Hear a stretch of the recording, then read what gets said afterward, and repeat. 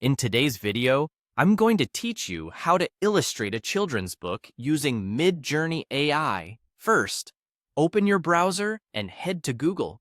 In the search bar, type Midjourney.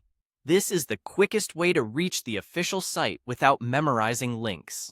Look for the official Midjourney result and click through to the website so you're exploring images and prompts in the right place. Once you're on the site, you'll start by crafting a clear, descriptive prompt to establish your main character and mood. For example, type, "A small friendly cat named Milo with a tiny backpack, standing at a quiet bus stop at night, glowing moon above, fireflies floating, warm magical children's book illustration, soft watercolor style, cozy atmosphere." This kind of prompt sets the tone, art, medium, and feeling, which helps you get results that already look storybook ready. When the results load, select an image you love and plan to use it as a style reference. Choosing a strong reference early helps your whole book feel cohesive. Focus on images with colors, textures, and shapes that match your story's vibe. Soft edges, warm light, and friendly expressions are perfect for children's illustrations. Click on the style option associated with that reference image. This tells Midjourney to treat it as a visual guide. Next, write your second prompt to move the story forward while keeping the same look.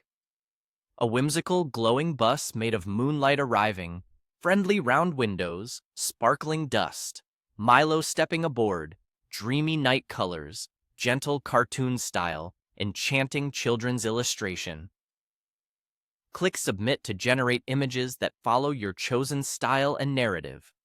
Continue the sequence inside the world you're building. Make your third prompt.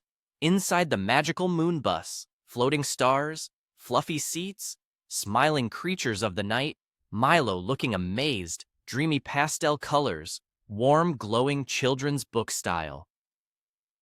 Submit again.